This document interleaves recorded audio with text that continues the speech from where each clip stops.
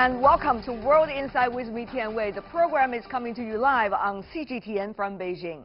Top officials from China and the United States are staying in touch over trade. On Thursday, China's Ministry of Commerce announced that Chinese Vice Premier Liu He will visit Washington from January the 30th to the 31st at the invitation of U.S. Premier Liu will work with his U.S. counterparts to carry out the consensus reached by President Xi and President Trump during the G20 summit last year. China's top economic official is heading to Washington. At the invitation of U.S. Treasury Secretary Steven Mnuchin and Trade Representative Robert Lighthizer, Chinese Vice Premier Liu He will visit the United States on January the 30th and 31st for trade consultation with the U.S. side. Last December, President Xi and Mr. Trump met in Argentina on the sidelines of the G20 summit. They agreed to engage in 90 days of negotiations to ease trade and economic tensions. During this period, the U.S. would freeze additional tariffs on Chinese goods. Last week, the first round of negotiations concluded in Beijing after a three-day vice ministerial level meeting. At the talks, Vice Premier Liu He made an unscheduled appearance. Will he pull a surprise in Washington? On the eve of the announcement that Chinese Premier Liu He, Vice Premier Liu He, is going to Washington, I talked to Chinese Ambassador Cui Tiankai, Chinese Ambassador to the United States. Let's listen in.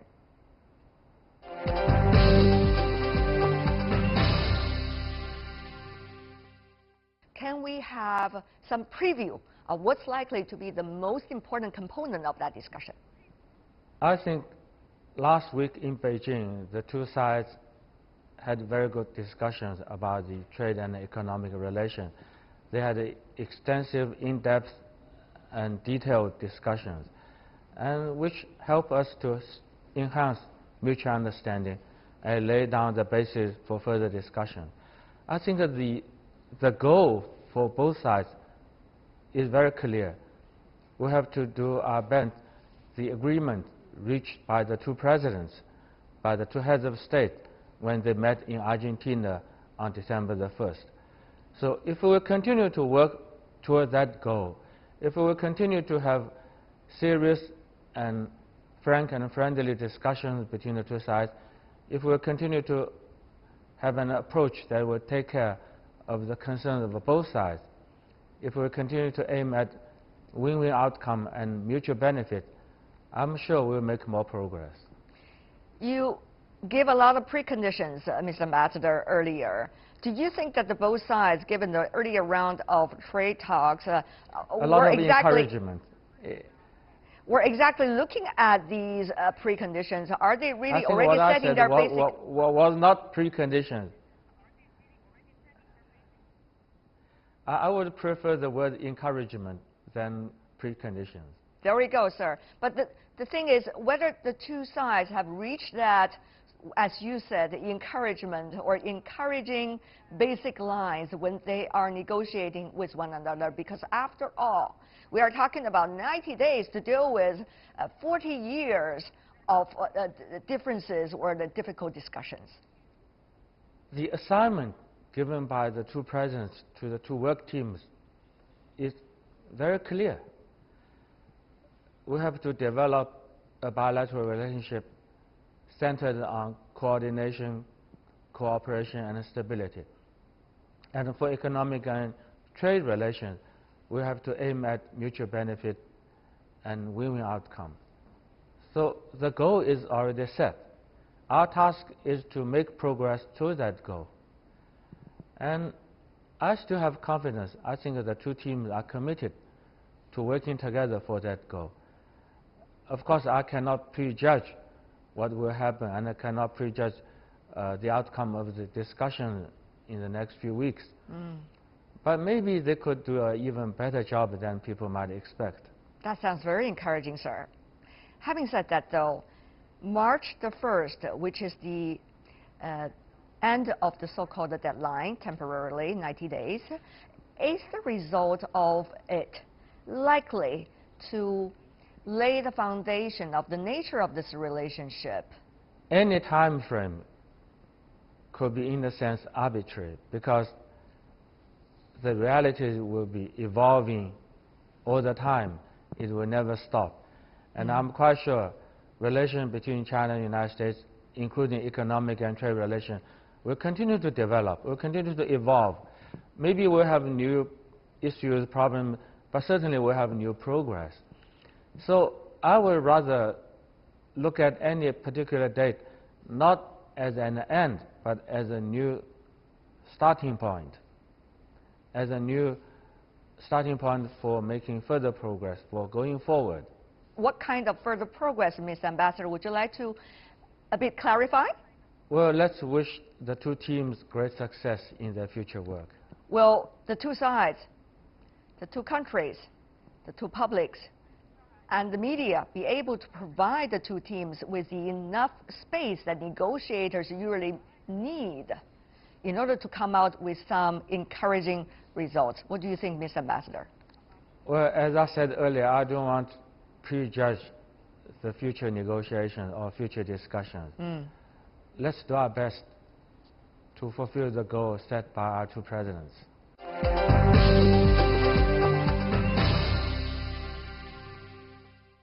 Trade, not as earlier, not necessarily going to be the stabilizing factor anymore between the two countries, is it? If you look at the apparent trade war going on last year.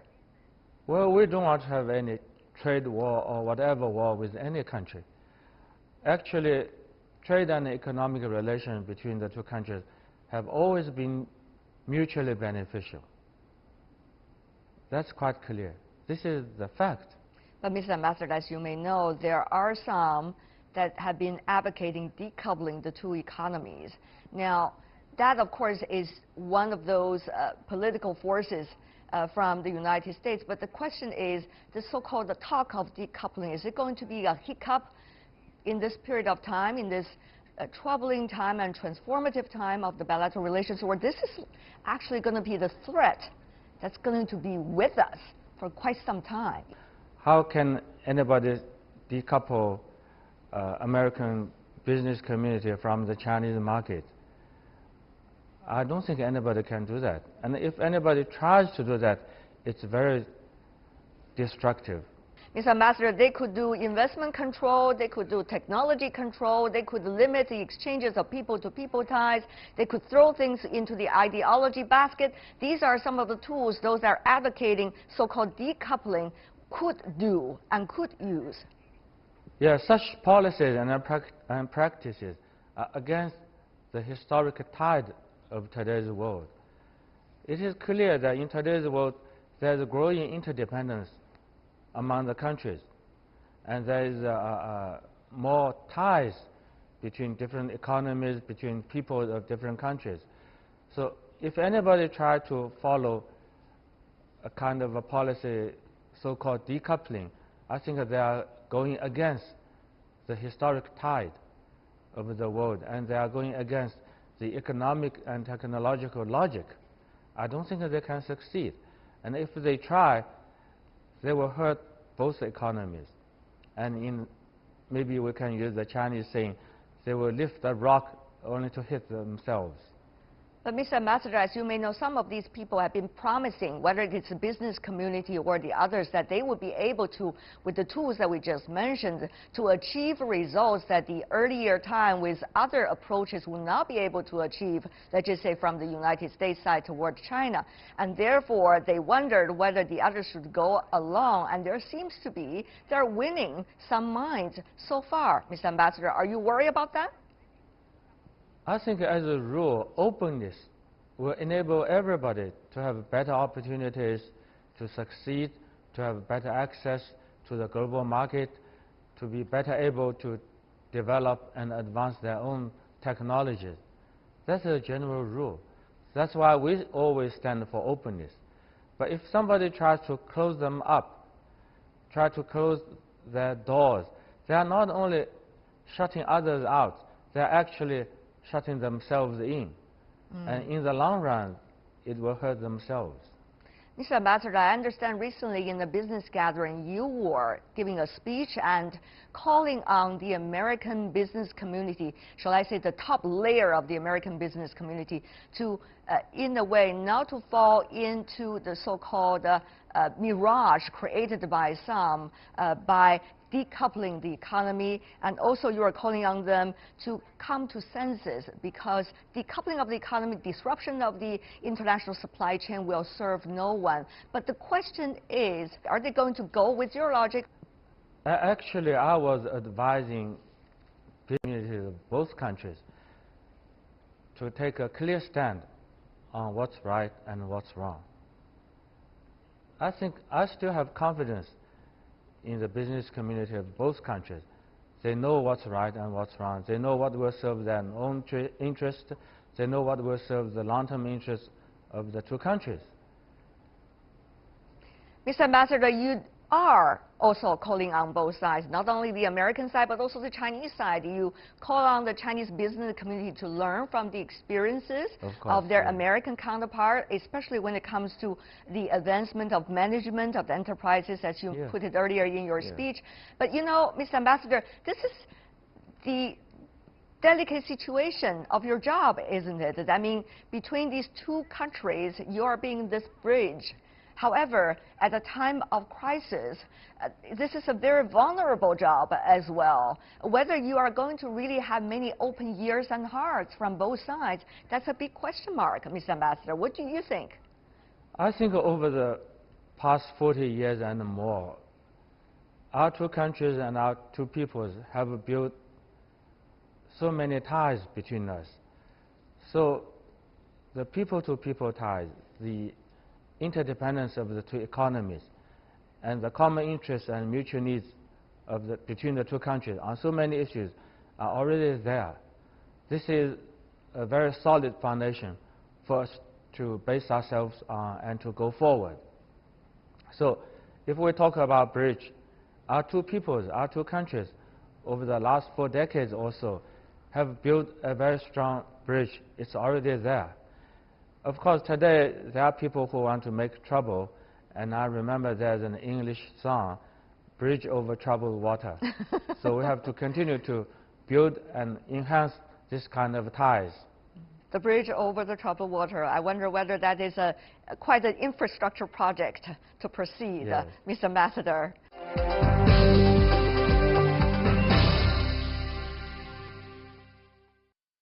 This is my first interview with Ambassador Cui Tiankai this year.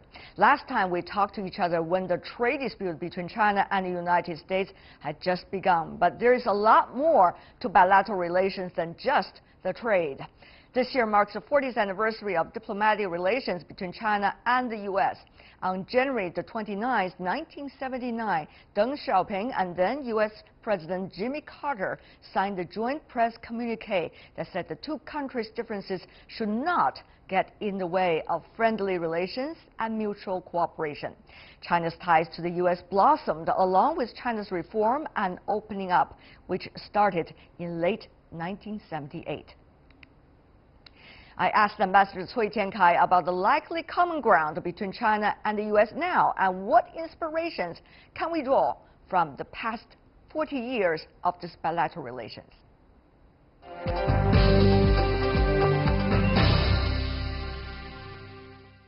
We are celebrating the 40th anniversary of diplomatic relations between China and the United States. And the history of the past 4 decades have proved that cooperation between the two countries will benefit both. And if we have confrontation, it will hurt both. So that's why cooperation is the only right option for the two countries. But Mr. Ambassador, some would say, wait, that was the circumstance then, 40 years ago. But things have changed. And therefore, what was relevant then might not be relevant now. What would you say, sir? Of course, we are living in a very different world from 40 years ago. And our two countries have changed a great deal. The world has changed a great deal. But all the changes only underscore the need and necessity for our two countries to have even closer cooperation, not the other way around. At that time, there were some shared goals and shared aspirations for the two countries. How do you think it has been evolving so far? Is there still real common ground, or the relationship has become pure competition or even rivalry? I think it's quite clear there's a growing mutual needs and common interests between the two countries, not only on the bilateral front, but also in terms of regional and global challenges. We are working together on so many regional and global issues, and we have to face so many new challenges in today's world. Of course, the bilateral relations has also grown remarkably. For instance, I just learned that bilateral trade in last year, the year 2018, is more than $630 billion US. It's quite an increase from the year before that. And remember, when we started 40 years ago, it's a very small number. It's only a couple of billion of dollars. Mr. Ambassador, there has been discussions about what kind of times we are in now and how is compared to the earlier decades. For example, at the very beginning of the establishment of this relationship between China and the United States back in the 1970s, some people say, you know, at that time people are having or were having bigger visions. They tend to think big, but now time has changed. People have disillusions of globalization, therefore they tend to protect what they already have, no matter what.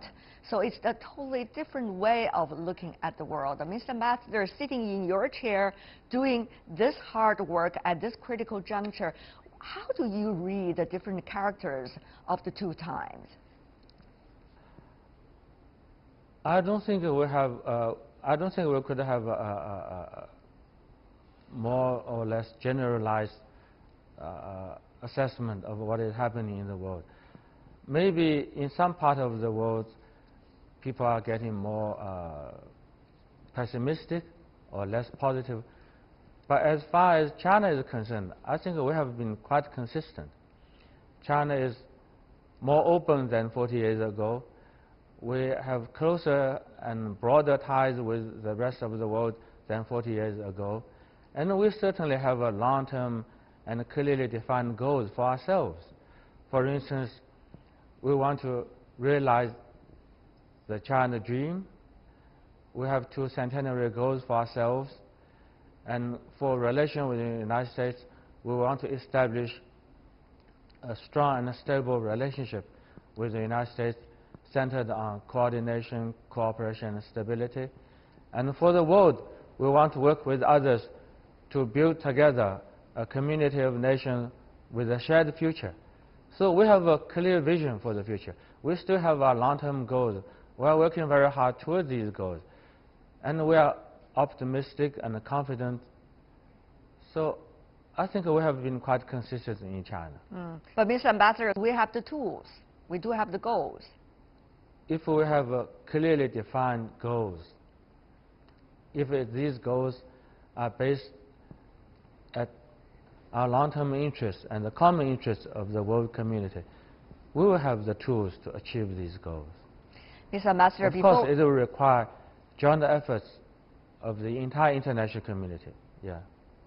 Mr. Ambassador, I have one final question for you before we go. This is a complicated time, and it's an ever more complicated relationship between China and the United States. You're fighting together with your colleagues, an uphill battle almost every day. Where does the strength and the guts come from for you, sir? Well, I think if people aim high, they have to go uphill. I don't think anybody would enjoy going downhill. I guess with that note, we're wrapping up today's conversation. Thank you so much, Ambassador Cui Tiankai, the Chinese ambassador to the United States. Really appreciate it, sir. Thank you.